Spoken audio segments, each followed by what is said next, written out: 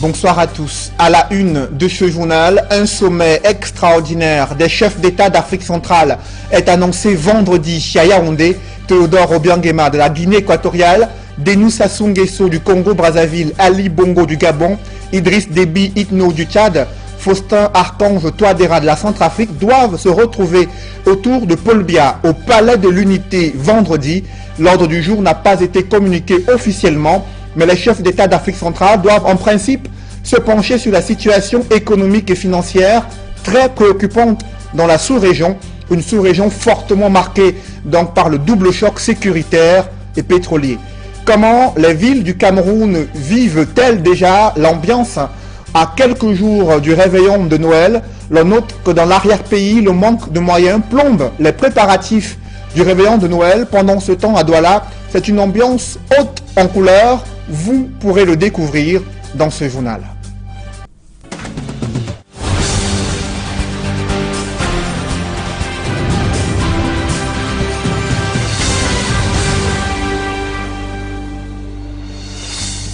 Merci de suivre cette édition complète de l'information sur Equinox Télévision. Contrairement à la folle rumeur sur son décès, c'est un ministre du Travail et de la Sécurité sociale bien vivant qui a présidé une réunion du comité tripartite sur le suivi du dialogue social au Cameroun, Grégoire Ona, qui a refusé de s'exprimer sur les émeutes qui prévalent dans les régions du nord-ouest et du sud-ouest ces dernières semaines au Cameroun. Joël Essenge et Ike Cyril. Donné pour mort il y a quelques jours, Grégoire Oona administre la preuve selon laquelle il est bel et bien vivant.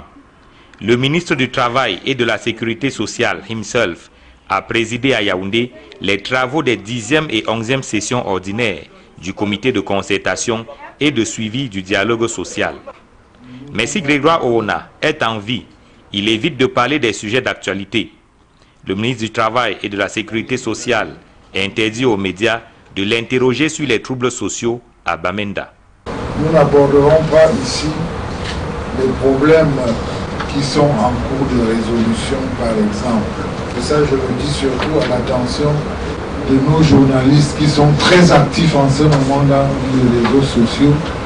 À la sortie d'ici, au lieu de nous poser des questions sur l'ordre du jour qu'on aura annoncé, ils vont nous demander ce qui se passe à Bamenda. Ce n'est pas de ça qu'il s'agit. Mais face à l'ampleur du phénomène, Grégoire Oona ne va pas résister longtemps. En quelques mots, il aborde le sujet qu'il venait d'interdire. La violence, quelle que soit la forme, n'aura aucune légitimité et ne se justifiera sous aucune forme. Rien ne peut justifier la profanation de nos emblèmes non plus.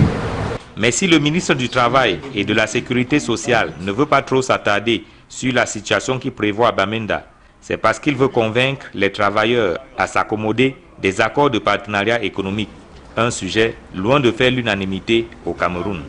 Notre pays, le Cameroun, est résolument tourné vers les voies de la modernité en mettant un accent sur l'accélération de la croissance de notre économie au travers des accords de partenariat économique.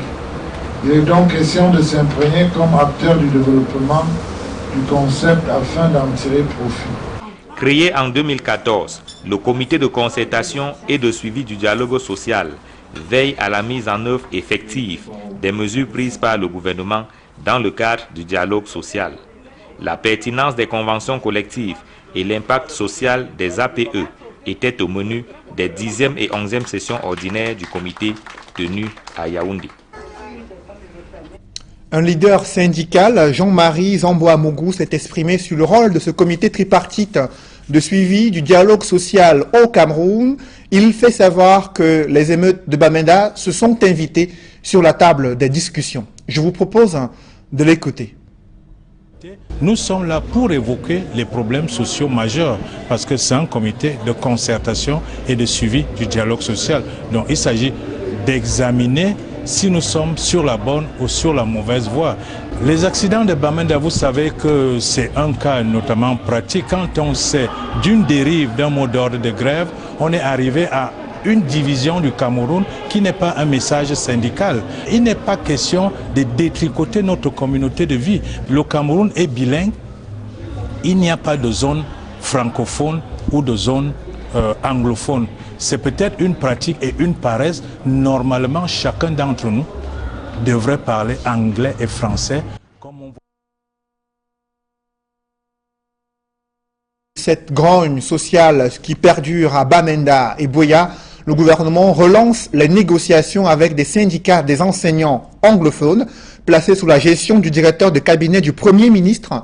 Le comité ad hoc interministériel est annoncé à Bamenda mardi prochain, le 27 décembre 2016. Tous les ministres en charge de l'éducation nationale sont tenus d'être présents à cette réunion selon un communiqué du chef du gouvernement. Cette rencontre avec les leaders des différents syndicats qui maintiennent le mot d'ordre de grève, mais aussi des parents d'élèves et les responsables des universités de Bamenda et Buea vise à examiner les revendications des enseignants et trouver des solutions pour consolider le sous-système éducatif anglophone au Cameroun. Dans le reste de l'actualité, le ministre des Travaux publics met la pression sur ses délégués régionaux dans le Cameroun. Lors d'une séance de vidéoconférence, Emmanuel Nganou Djoumessi les exhorte à être plus rigoureux dans le contrôle des chantiers routiers au Cameroun, l'objectif étant d'améliorer la qualité de l'entretien routier dans les différents chantiers qui sont en cours d'exécution. Emmanuel Diop, Élisée Bogba et Marcelin Gransop. Pour l'année 2017 qui pointe à l'horizon, le ministre des Travaux publics annonce un vaste programme d'entretien routier. Vous n'avez qu'à voir le niveau de service de la route Yaoundé, Douala, Bekoko, Limbe, Oudenao, ou celle Bekoko, Konsamba, Pondinkam, ou même encore celle dont les travaux vont commencer, c'est la route Ngaoundéré-Garoua, dont les travaux de remise à niveau vont commencer. C'est la route Mbalmayo et Bolova-Ambam, dont les travaux vont commencer parce qu'ils ont été préparés en 2016. C'est la route, par exemple, encore une fois, Babadjou-Bamenda, dont les travaux de reconstruction vont démarrer avec l'entreprise Sodia Satom parce qu'ils ont été préparés en 2016, etc. Le ministère des Travaux publics doit relever le défi de l'exécution effective et satisfaisante des différents chantiers annoncés, d'où la nécessité pour chacun des maillons de la chaîne de jouer âprement sa partition.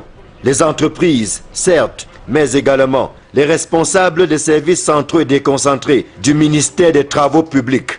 Comme il est de tradition, Emmanuel Nganou Djoumessi opte pour un échange franc et direct avec ses collaborateurs des 10 régions du pays. La technique de la vidéoconférence est privilégiée afin de mettre chacun devant ses responsabilités. De leur côté, les autorités administratives entendent veiller au grain. Dès qu'il y a quelques soucis par rapport à un problème, soit avec les populations, on intervient. Le ministre des Travaux publics nous appelle à chaque moment pour demander des choses sur le terrain. Et quand nous avons des informations, nous informons aussi son Excellence, le ministre des Travaux publics. Je peux vous dire que ça se passe bien et les chantiers sont suivis. Il est question, entre autres, de s'assurer que tous les contrats d'entretien routier signés en 2016 ont été notifiés et que les travaux se déroulent normalement sur le terrain. Là où ça ne marche pas, Emmanuel Nganou Djoumessi initie des mesures correctives. Des rappels à l'ordre à l'endroit de ses collaborateurs qui seraient frappés d'inertie, mais aussi des mises en demeure et même des résiliations de contrats pour celles des entreprises défaillantes. Dans la région de l'Ouest, des projets d'entretien et de réhabilitation des axes routiers se déroulent à un rythme satisfaisant selon le gouverneur Awafonka Augustine. Je vous propose de l'écouter. À ce moment, il y a un grand chantier pour le désenclavement du bassin dans le département de Bamboutos qui est exécuté par Razel. Là, le chantier s'exécute très bien, ça évolue très bien. C'est l'axe Banganté pour aller du côté de Fumbot jusqu'à Galim. C'est en cours. Également, la société SR est en train de travailler de Galim, du côté de Bouddha. Ce chantier est en cours. Du côté de l'axe Fumbot, pont de Manki, c'est presque achevé, c'est avec la société SR. En ce qui concerne la réhabilitation ou les problèmes qui se trouvent à Bandensieux, près de Banganté, il y a les travaux qui sont en cours. Nous sommes en train de suivre et rendre compte au ministre des Travaux publics. Toujours dans cette région de l'Ouest, un grand reportage d'Equinox Télévision sur l'état de délabrement d'une école maternelle publique a fait bouger les lignes à Bafoussam. Un bâtiment flambant neuf y a été construit, équipé en table-banc et bureaux pour des instituteurs. Pourtant, il y a quelques mois, les cours s'effectuaient sous l'arbre et à la merci des intempéries. Dallas Tiana et Jean-Paul Chouniat. Voici à quoi ressemblait l'école maternelle de Mvoussaa il y a quelques mois. Des élèves faisant cours en plein air, après la destruction de la cabane qui leur servait de salle de classe depuis des années. Et sous des intempéries, les maîtresses comme des mères canent leurs canetons, tous à la queue leu-leu, déménageaient à la recherche d'ombre sous les arbres, squattant parfois la véranda de leurs voisins de l'école primaire. Aujourd'hui, le rêve que caressait la directrice est devenu réalité. Un bâtiment flambant neuf, sorti de terre comme un champignon en un laps de temps. Il comprend 2 salles de classe, la petite section et la grande section, 3 toilettes modernes. Dame Kwambert, directrice des lieux, a elle aussi un bureau confortable, un secrétariat, un magasin et une toilette. Les 2 sections, à effectif de 6 élèves chacune, ont reçu une dotation de 120 tables-bancs, des tables et des chevalets. De quoi illuminer de joie la petite famille de l'école maternelle de Mvoussaa. Nous remercions la hiérarchie à travers la mairie de Bafoussam Premier qui a réalisé cette œuvre, ce joyau pour nous. Nous sommes très fiers, très contents. Nous sommes à l'aise puisque nous ne sommes plus aux intempéries. Chacun se trouve à l'abri, on est à l'aise, on a la plus belle école de Bafoussam, on peut dire. En ce jour de départ en congé de Noël, les tout petits sont sur leur 31 pour dire au revoir à leur enseignante.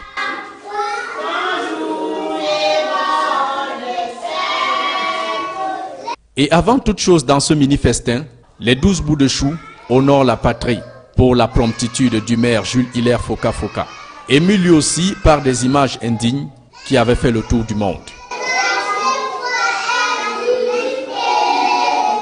L'école maternelle de Mvoussaa est donc debout, mais beaucoup reste encore à faire.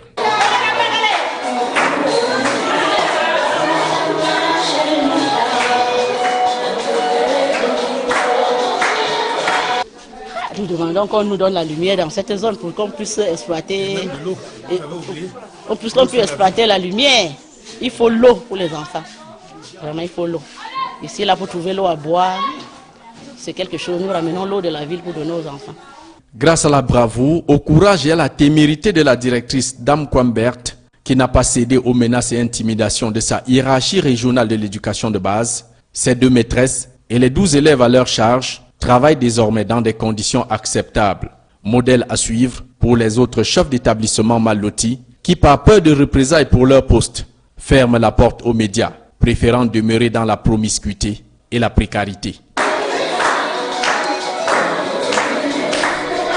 Des mesures draconiennes ont été prises pour protéger les populations au lendemain de cette série de décès enregistrés à Mindourou, dans le département du Oignon, région de l'Est.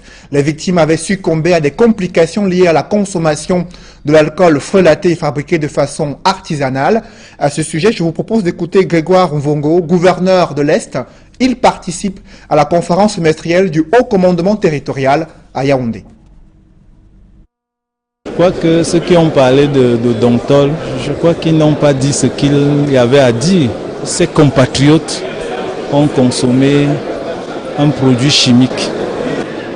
Les enquêtes sont en cours. Elles nous diront quel produit c'était de manière précise. Mais ce n'est pas le Dontol qui est à l'origine de leur mort. C'est un produit chimique que ces compatriotes ont consommé. Bon, maintenant, les mesures qui ont été prises, c'est l'interdiction de la fabrication, de la vente, de la distribution de tous les alcools dont la composition n'est pas connus et certifiés. À quelques heures de la fête de Noël, quelle est l'ambiance dans les villes du Cameroun, ambiance des préparatifs? On note que le manque de moyens plombe justement les préparatifs du réveillon de Noël dans la localité de Loum. Là-bas, vous verrez que la joie de la communauté chrétienne contraste avec la réalité observée dans les différents marchés. Reportage, Julien Guignondé et Jacquino Molan.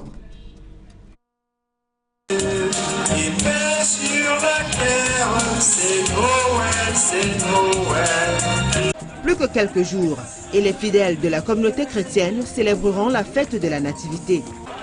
Dans la ville de Loum, par exemple, le décor est planté.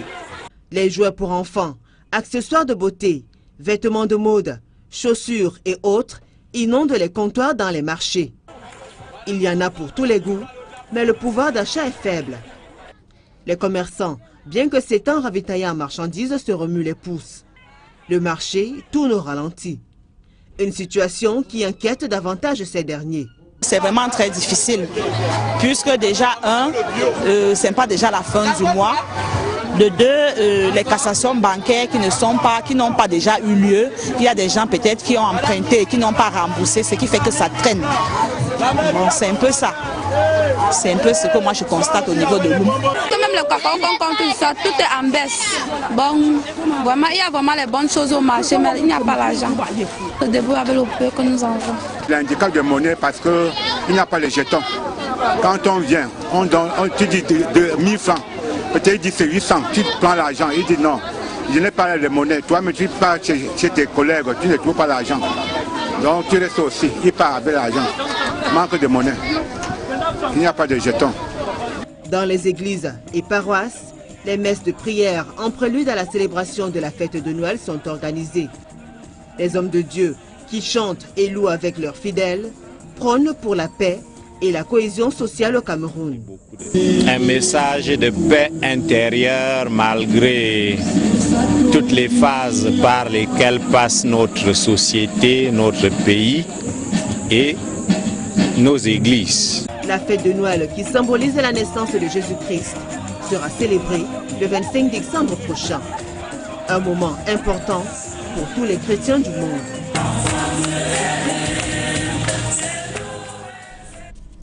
Dans la ville de Douala, c'est une caravane qui s'est déployée dans les rues pour inviter les populations, habitants et touristes à célébrer avec joie le réveillon au marché de Noël. Reportage.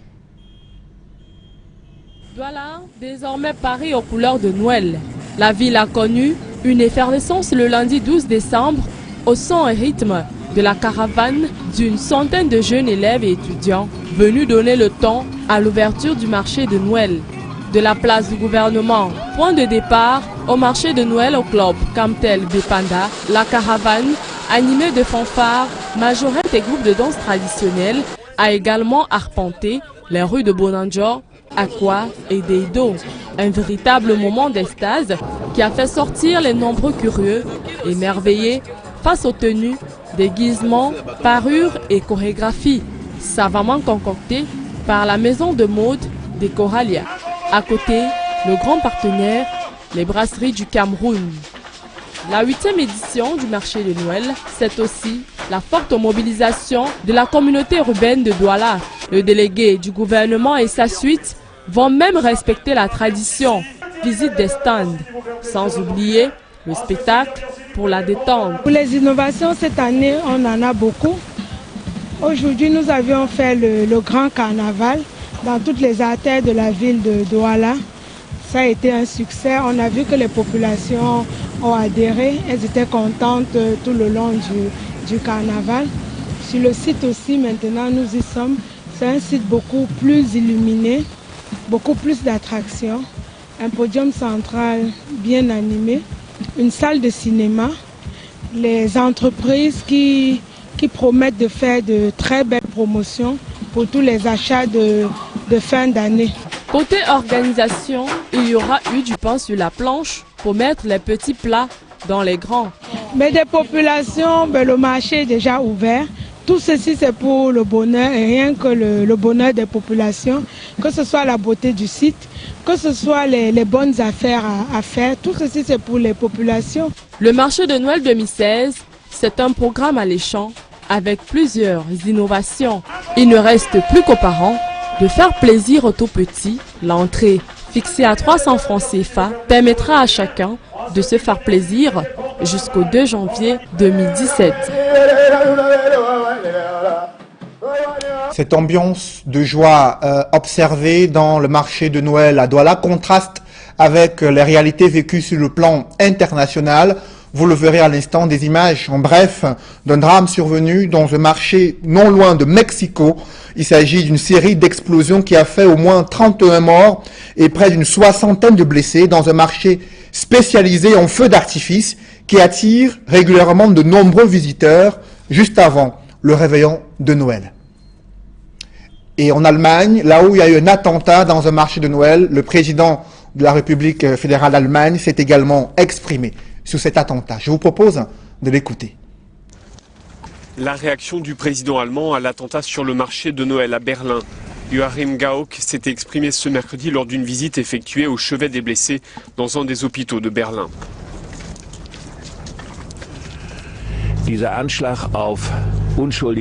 Cet attentat est un attentat qui vise notre mode de vie, a-t-il dit. À cela, nous voulons répondre avec davantage d'aide, de sollicitude et de soins vis-à-vis des autres. Je salue le travail effectué par les personnes ici présentes autour de moi. Elles ont déployé un effort considérable pour porter assistance aux victimes, à celles et ceux qui aujourd'hui particulièrement ont besoin d'être soutenus.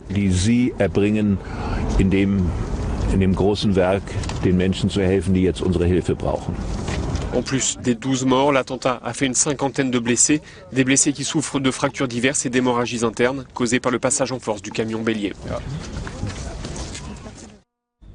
Et au sujet de ce drame, la police allemande est à la recherche d'un suspect d'origine tunisienne et tente de retracer le moindre indice pour connaître d'où venait ce camion fou qui a tué au moins une douzaine de personnes dans un marché de Noël à Berlin, en Allemagne, il y a quelques jours.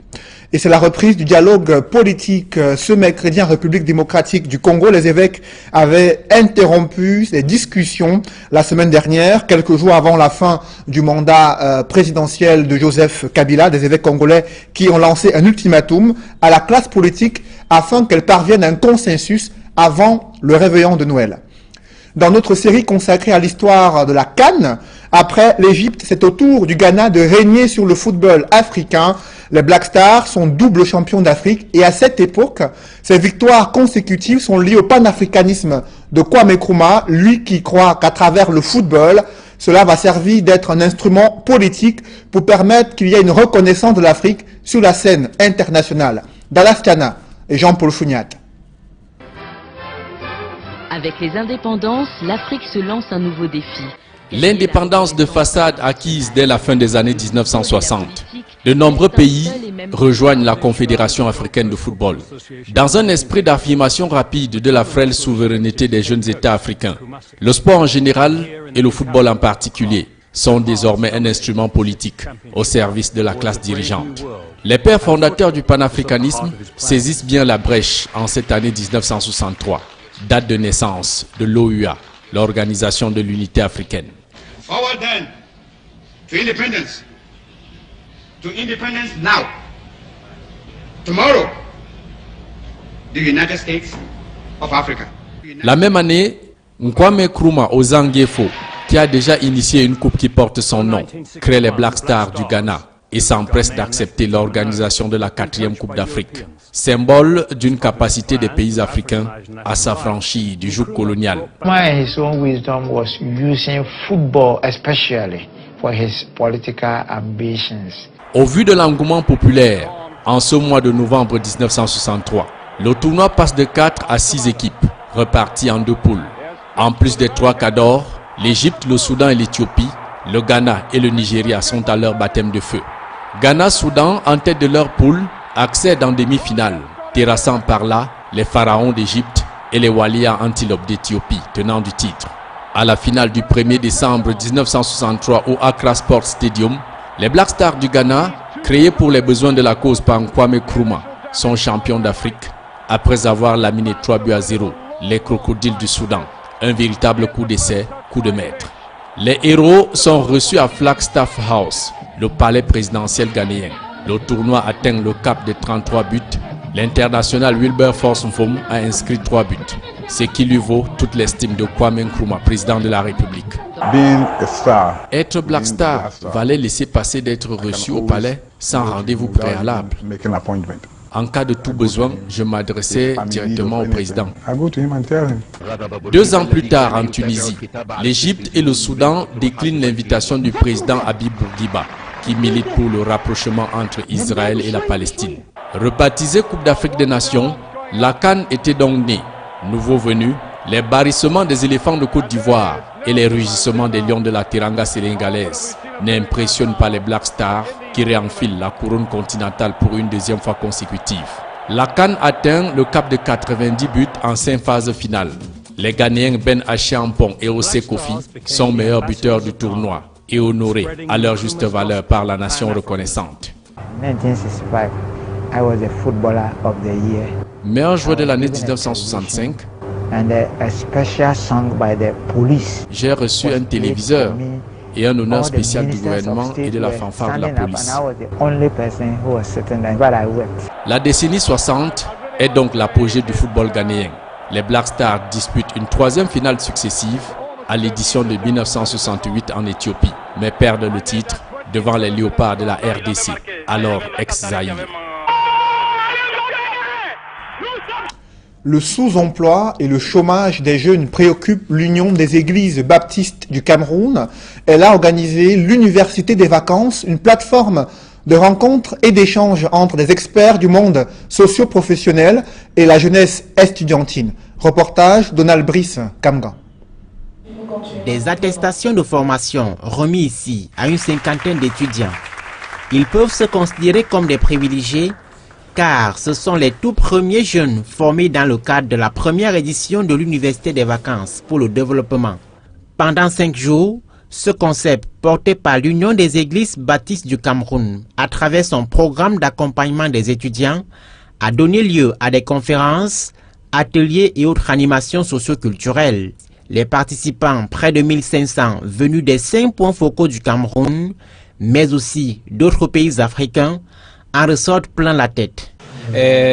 D'abord, je tiens d'abord particulièrement à remercier les organisateurs. Je vous assure, sur le plan intellectuel, je viens de mes capacités encore davantage, surtout dans l'entrepreneuriat, étant donné que c'est un grand défi pour la jeunesse africaine, avec plus de 70% de la jeunesse qui compose l'Afrique, et que j'aurai à partager avec les amis, une manière de les ramener dans leur responsabilité.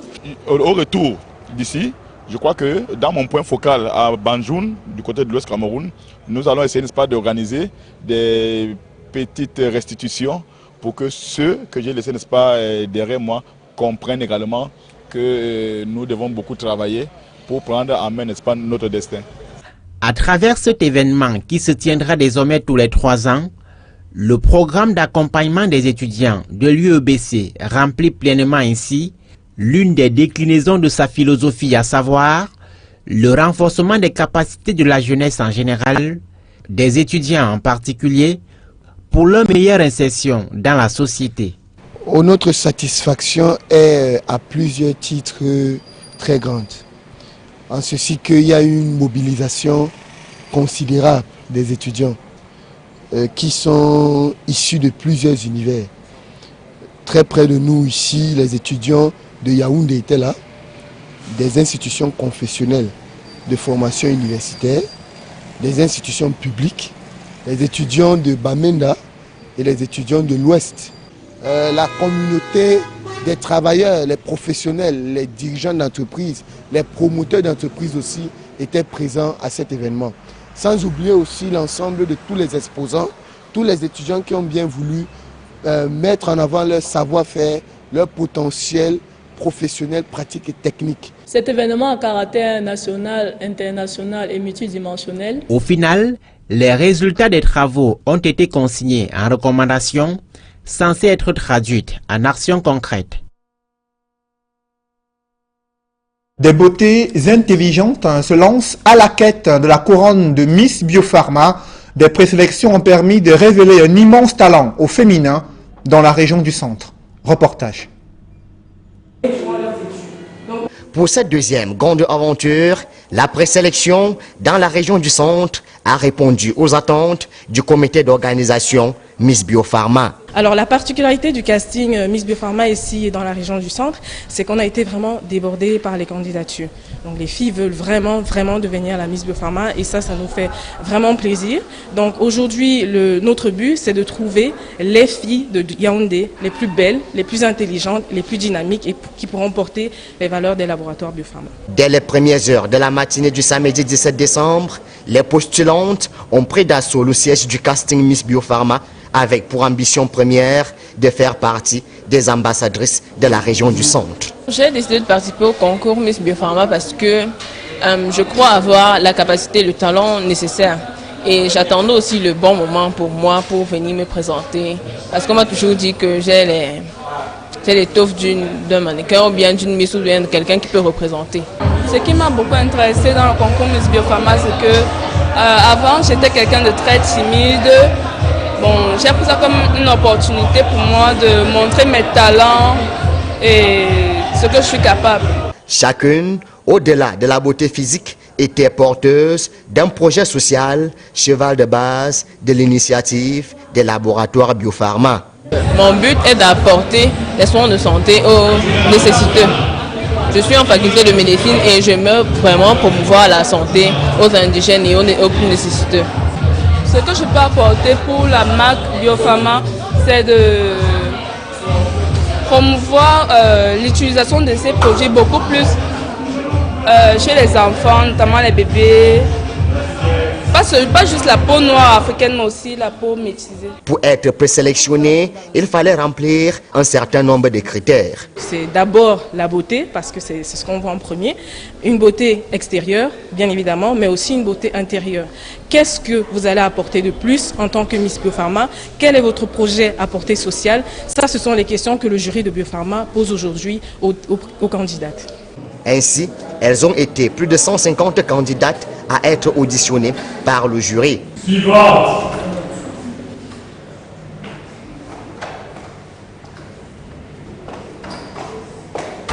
Les candidates ont exprimé leur satisfaction face à la qualité de l'organisation et à la valeur du projet Miss Biopharma.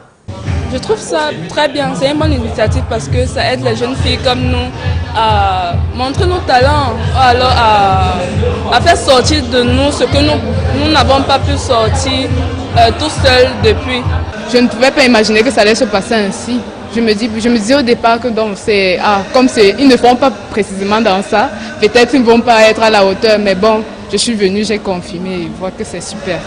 Une initiative des laboratoires Biopharma qui a un objectif précis. C'est tout simplement d'accompagner notre jeunesse qui est belle, rayonnante, dynamique et entreprenante. Donc nous voulons vraiment porter leurs projets. Aujourd'hui, quand je discute avec les filles, on se rend compte qu'elles ont vraiment beaucoup de projets, mais elles n'ont pas forcément toujours les moyens de les développer. Elles n'ont pas les moyens ni financiers, ni ne serait-ce que des conseils pour les porter. Et aussi, nous avons de belles marques qu'on veut mettre en avant. Donc la Miss Biopharma sera aussi l'ambassadrice de nos marques, pouvoir expliquer aux gens qu'est-ce que nos marques apportent et comment est-ce qu'on peut utiliser nos produits. Après Yaoundé, rendez-vous est pris pour Douala le 22 décembre prochain pour la présélection des représentantes de la région du littoral. Élection Miss Biopharma 2e édition, fais de ton rêve une réalité.